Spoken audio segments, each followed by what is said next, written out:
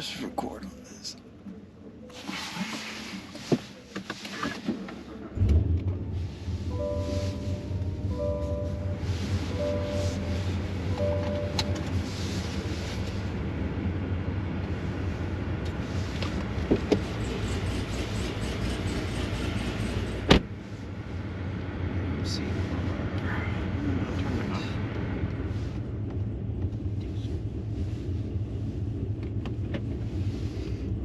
To leave it once.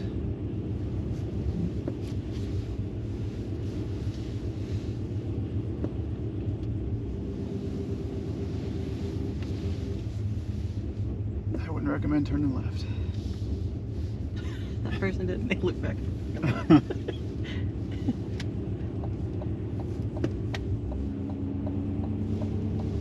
Definitely just go.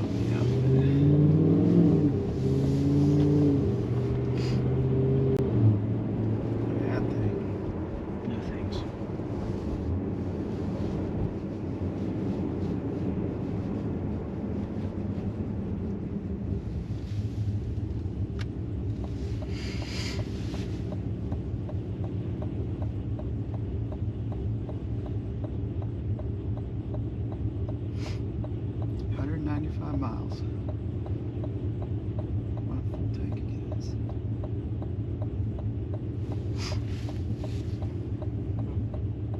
I think it's still learning that it can go maybe a little bit farther than that.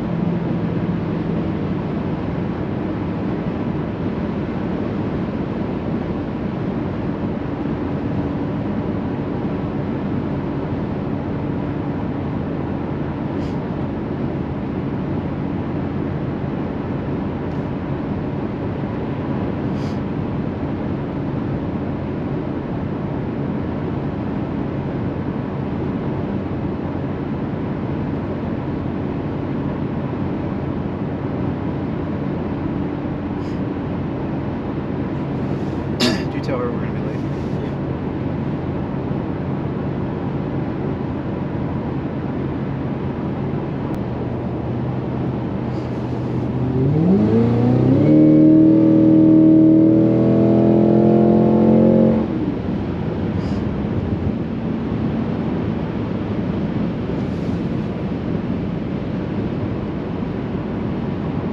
Feels like almost half throttle.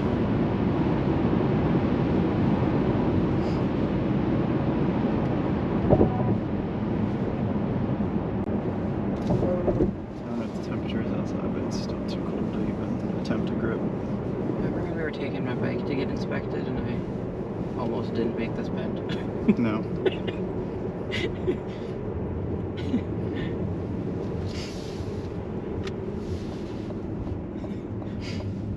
I overshot it just a little.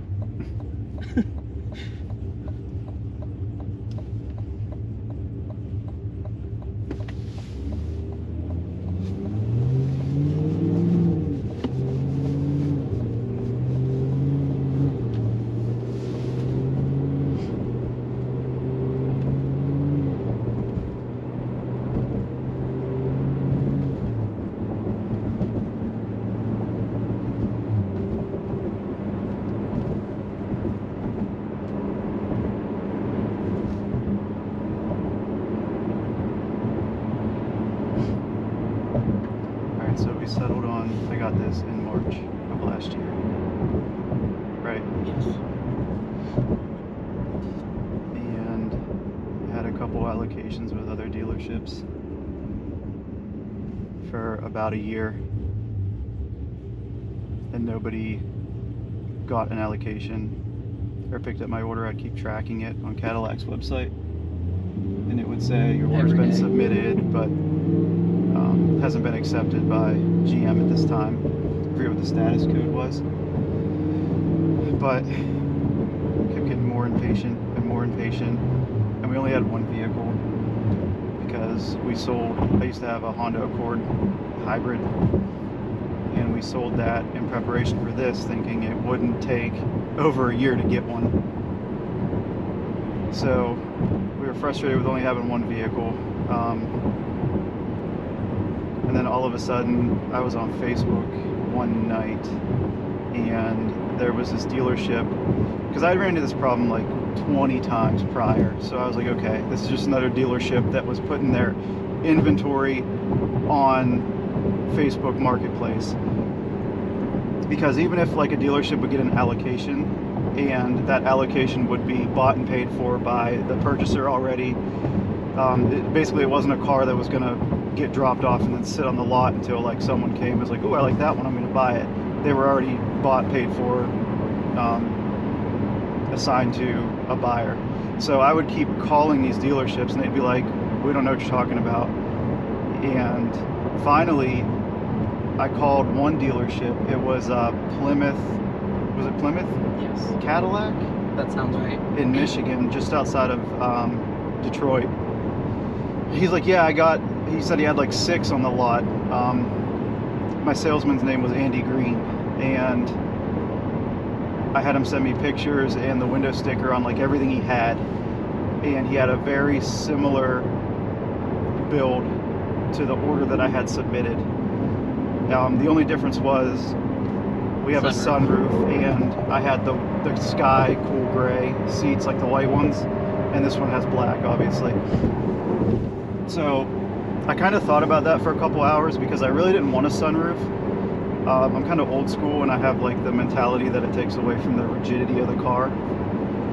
So I didn't want a sunroof because of that, and then, you know, B, if you roll it, it's kind of unsafe.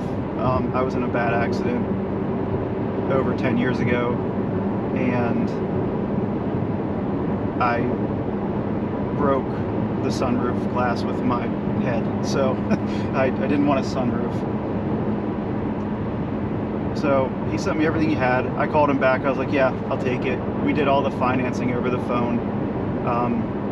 It was like 2 days later. Me and Nikki drove up, spent the night in a real sketchy hotel. Dealt with some terrible roads, some torrential downpouring rain that did not stop the entire time we were there. And the next morning we drove this home. Got it home, and for a couple weeks it was like surreal that it was sitting in my garage, and I would still sit, you know, like 10 feet inside the house on the couch and watch YouTube reviews of this car, and it hadn't like clicked in my mind yet that like, oh, I have that, it's out in my garage, and I can experience what these guys are telling me about in these video reviews in real time. I just got to go out and start it and drive it. I can go do that right now. Yeah. So once that set in, and I was like, okay, I own this now, started doing the mods to it, and started with, you know, researching how the Global B ECU can learn to a certain extent. It won't throw codes when you start, you know, throwing power adding bolt-ons into the car. So I think the first thing I did was the Kong ported supercharger and snout, and then we did a 2.3 pulley and throttle body. So that was the first thing. And then what came after that? Was it like the Cook's green catted exhaust system? That sounds right. Yeah. And then I think we just drove it to Alex's shop in Baltimore. late model performance and had them install their front expansion tank and heat exchanger.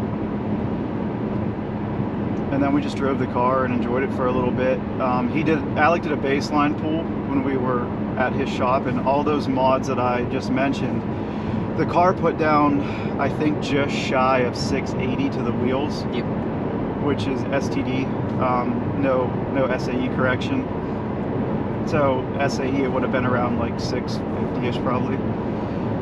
So that was pretty good, but air fuels were just above 13. And he had said, yeah, don't go farther. Oh, we also did, so before he did that baseline pull, we put his lid on there, late model performance LT4 lid. That was kind of a last minute decision. Me and Nikki were just sitting in their shop, just waiting for them to install the expansion tank and heat exchanger. And I was like, yeah, you got any of those lids in stock? And he's like, yeah, I got like 5 in the back. I was like, okay, throw one of those on too. So did that, did the baseline pull. Air fuel ratio was pretty lean. He's like, yeah, you're still safe, but don't go any farther.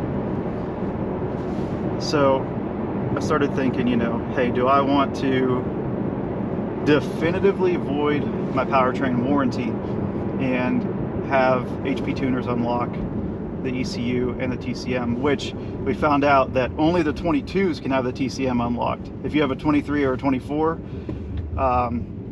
you're out of luck, for now anyways. I had actually sent my TCM in to see if maybe they had figured it out, and they returned my ECU, and then they returned my TCM separately saying like, hey, we can't unlock this. So that was a few months ago now. I don't know if that's changed. So we unlocked it, bought the MPV3, whatever that thing is, bought 12 credits. It's pretty expensive to unlock these and buy the MP3 or MPV, whatever the hell it is. and the credits. I think I probably like $3,500 for all that. And I wanted to have late model performance tune the car, but I kind of got the runaround, and I'm not knocking those guys at all. They're all great guys, very knowledgeable. Alex is well deserving of his, what was it, 30 under 30 award for Yep. Drag Illustrated. Well deserving of that. Just when I spoke to, I think it's his cousin on the phone, he was like, yeah, we need you to purchase like another 12 credits so we can put it on his MPV3i or whatever it is, and then we'll tune it through his. And I was like, no, I'm not going to purchase that all over again whenever you can just tune it with mine and lock your tune file. So he was going to check with Alec farther, see if he would be willing to do that, and I didn't get a call back. So I was like, okay, I'm going to go to Tap Out Tuning. Made the drive over there. We dropped the car off on a Thursday, and he's like, yeah, we'll probably start it, you know, next week sometime. And I shit you not, Monday morning I had a Facebook message with a picture of the engine out of my car. Completely, like torn down, ready, waiting on an ATI damper, which I decided to add after the fact. And let me just say, like, Jorge, who is their, I think, like, lead mechanic, maybe only mechanic, I don't know, but he knows his shit. And under the hood, you can't even tell, like, he was in there. Flawless. It looks awesome. Looks like it was never touched. Obviously, it has the green belt on it and everything, and the Kong supercharger and throttle body, you can kind of see those plain as day as soon as you open the hood. But it drives perfectly. I can put E85 in it. I can put 93 in it. I can put anything between 93 and E85 in it, and the car just learns by itself. It adjusts power accordingly, adjusts timing, and it just works. It really doesn't even hiccup while it's No, and here I just calculating. came to a stop. It has a big cam in it. It transitioned to idle perfectly. Don't know if you can hear that, but it sounds awesome. And we're rocking back and forth slightly. It's just such an awesome feeling. it doesn't want to pull through the brakes. I can just rest the weight of my foot on the brake pedal. Yeah, it's not aggressive, and that Yeah. it wants to lurch forward. It's not choppy at all. So drivability is on point. No complaints whatsoever. It's only 31 degrees right now. We are currently in Newcastle, Pennsylvania, on the way to do some volunteer networking for a haunted location that rhymes with. If you look up haunted Newcastle, it's gonna be Yeah, the first you'll figure it result. out. We do all the IT stuff for this location, so we're on our way there now. But I just wanted to give you guys a quick video of like drivability and just me in the car enjoying my Sunday morning drive. 32-degree weather. The car doesn't skip a beat. It's awesome. So shout out to Tap Out Tuning for building an awesome machine for me.